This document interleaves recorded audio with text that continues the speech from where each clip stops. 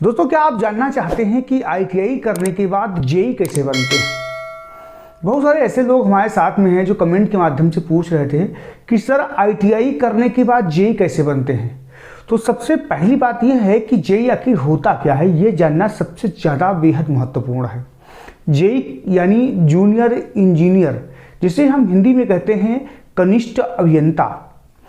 अब आपको कनिष्ठ अभियंता बनने के लिए क्या करना पड़ेगा? कनिष्ठ अभियंता यानी जेईई बनने के लिए आपके पास दो रास्ते हैं। या तो आप आईटीआई न करें और सीधे डिप्लोमा कर लें, या फिर अगर आपने आईटीआई कर लिया है या आईटीआई कर रहे हैं तो आईटीआई करने के बाद में डिप्लोमा यानी पॉलिटेक्निक डिप्लोमा के सीधे तृतीय वर्ष में जो प्रवेश मिलता है उसके माध्यम से आप डिप्लोमा करें, जिसे बोलते हैं लेटरल एंट्री।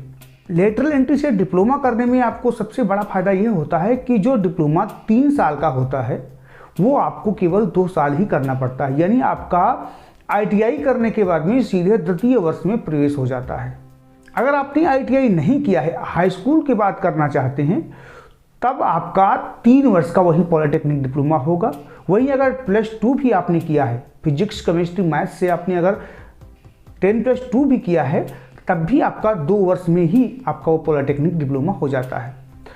अब समझने वाली बात यह है कि पॉलिटेक्निक डिप्लोमा तो बहुत सारे ऐसे होते हैं, बहुत सारे होते हैं, उनमें से किसका आपको चयन करना है। तो जहाँ तक बात करें डिप्लोमा की, तो मैकेनिकल इंजीनियरिंग क्षेत्र से डिप्लोमा करने के बाद में आप जेईई बन सकते हैं। सिविल से आप डिप्लोमा कर सकते हैं, यानी सिविल इंजीनियरिंग से, इलेक्ट्रॉनिक्स इंजीनियरिंग से व इलेक्ट्रिकल इंजीनियरिंग से आप अगर डिप्लोमा करेंगे तो आप जेईई आराम से बन सकते हैं।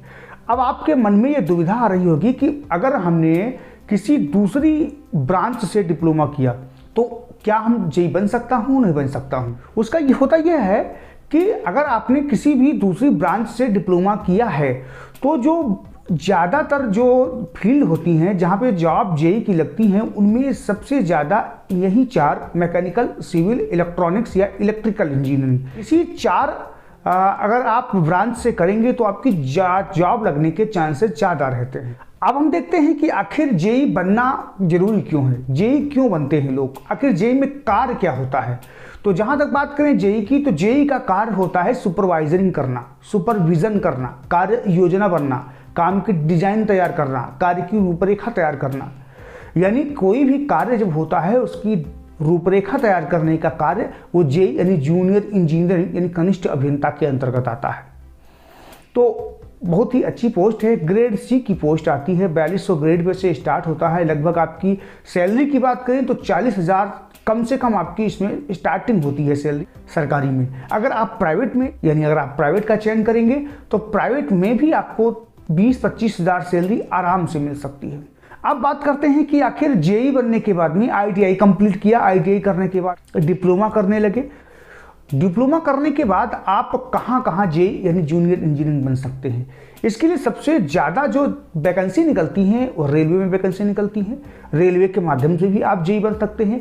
एसएससी के माध्यम से भी जेईई के लिए बहुत सारे आवेदन मांगे जाते हैं। वो परीक्षा एसएससी स्टाफ सिलेक्शन कमीशन के माध्यम से भी आप जेईई बन सकते हैं। पीडब्ल्यूडी विभाग में, सिंचाई विभाग में, बिजली विभाग में, ग्रामीण विकास विभाग, नगर विकास एवं आवास विभाग, लोक स्वास्थ्य अभियंत्रण विभाग, या फिर पब्लिक सेक्टर के जो यूनिट होती हैं यानी पीएसयू होते हैं, अथवा आप किसी भी प्राइवेट संस्था या प्राइवेट कंपनी में भी आप इसका चयन कर सकते हैं। ये तो थी जानकारी कि अगर आप आईटीआई करने के बाद जेईई बनना चाहते हैं तो आपको क्या करना पड़ेगा। जाहिर है कि आपको पसंद आया होगा। मिलते हैं नेक्स्ट टॉपिक पर आपके अपनी वीडियो के साथ में, तब तक के लिए नमस्कार।